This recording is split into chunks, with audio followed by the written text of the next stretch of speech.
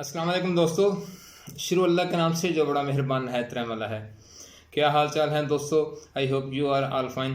दोस्तों, बीमारियां उनका इलाज आसान कुदरती घरेलू इलाज आपकी खिदमत में पेश करता रहता हूं। दोस्तों, काफ़ी सारी डिजीज़ डिस्कस हो चुकी हैं और काफ़ी सारी बाकी हैं। दोस्तों, आज की जो बीमारी आपकी खिदमत में लेके हाज़िर हुआ हूँ वह है गुर्दे की पथरी। गुर्दे की पथरी क्यों बनती है, इसकी क्या वजूहात हैं, इसका इलाज क्या है और इसका परहेज़ क्या है, ये आज हम डिस्कस करेंगे अपनी इस वीडियो में।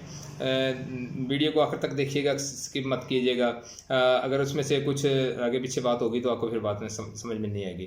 दोस्तों, हर वीडियो का एक हक होता है।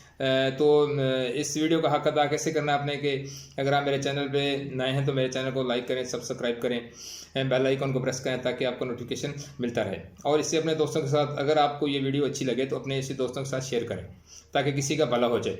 देखें, इंसान की मदद कैसे कर सकता है। अगर कोई इंसान किसी को कुछ नहीं दे सकता तो खाली उसको एक अच्छी बात कह दे, अच्छी बात समझा दे, अच्छी बात का नसीहत कर दे तो वो उसके लिए निजात का बास बन सकती है।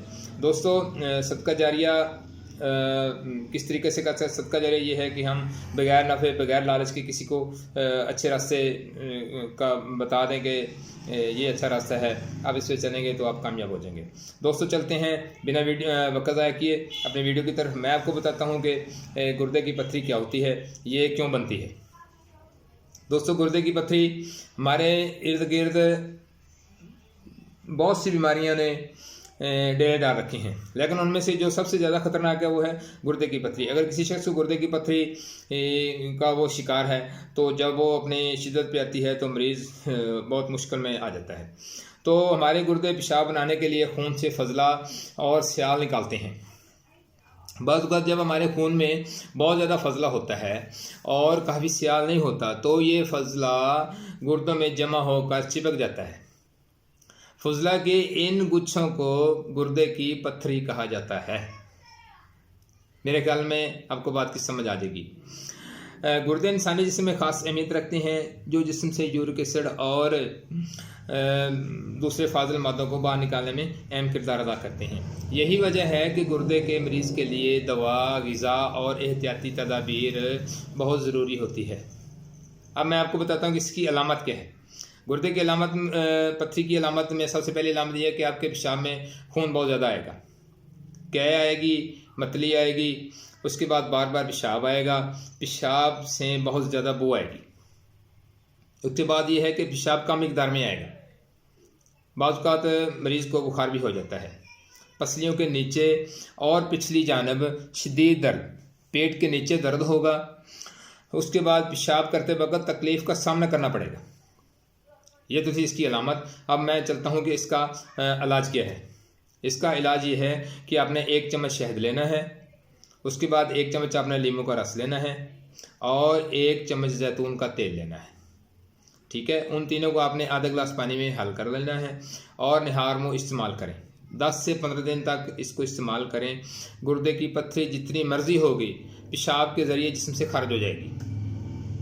ये एक इलाज है। उसके अलावा एक दूसरा इलाज ये है कि आप जैतून का तेल और सेब का सिरका 2 चम्मच मिलाकर आप इस्तेमाल करें, या आप ऐसा करें 2 अखरोट के पीस और 1 किशमिश चबा कर खाने से गुर्दे की पथरी रेज़ा रेज़ा होकर निकल जाएगी। 2 इलाज हो गए। इसके अलावा तीसरा इलाज ये है कि आपने हरे धनिया की ताज़ा गुड़ी डंडी समेत ग्राइंडर में पीस लें, फिर छान कर बोतल में भर लें। उसको 1 गिलास पानी में मिलाकर रोज़ाना निहार मुँह इस्तेमाल करें। हर किस्म की पथरी जितनी मर्ज़ी साइज़ की हो, इंशाल्लाह मेरे अल्लाह के फजल से, मेरे अल्लाह के हुक्म से इंशाल्लाह 15 दिनों में वो पथरी खारिज होकर निकल जाएगी। आपको ऑपरेट की ज़रूरत नहीं पड़ेगी। उसके बाद चलते हैं कि इसका परहेज़ क्या है, कि अगर किसी मरीज़ को गुर्दे की पथरी है तो वो किन चीज़ों से परहेज़ करे या वो क्या करे, एहतियाती तदाबीर क्या करे जिससे उसको अफाका हो। उसके लिए सबसे पहले क्या करे कि वो उसने जिस मरीज़ को ये मर्ज़ लाहक है वो चावल के करीब बिल्कुल नहीं जाए। एक बात। दूसरी बात है कि 1 गिलास कच्चे दूध में 1 गिलास पानी मिलाकर पीने से पथरी बिल्कुल ख़त्म हो जाती है।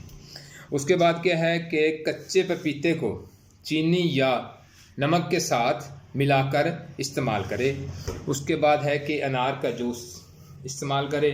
पानी का इस्तेमाल बहुत ज़्यादा करें। गर्म चीज़ों के करीब मत जाएं। तली हुई या मिर्च मसाले वाली चीज़ें, चाय, इससे बिल्कुल परहेज़ करें। उम्मीद करता हूं दोस्तों मेरी आपकी ये वीडियो आपको पसंद आएगी। अगर आपको ये मेरी वीडियो अच्छी लगे तो इसे अपने दोस्तों के साथ शेयर करें, ठीक है, ताकि किसी का भला हो जाए। हमारे कहने सुनने से अगर किसी का भला हो जाए, किसी मरीज़ को अफाका हो जाए, तो मेरे ख्याल में इससे बड़ी नेकी कोई नहीं है। मैं उम्मीद करता हूं कि मेरी इंशाल्लाह जितनी पहले वीडियो आ चुकी हैं उनमें सबसे ये वीडियो आपको पसंद आएगी, आपको नफ़ा देगी। दोस्तों अपना ख्याल रखें, अपने प्यारों का ख्याल रखें, खुशियाँ बांटें, खुश रहें। मिलते हैं अगली वीडियो के साथ, तब तक अल्लाह हाफिज़।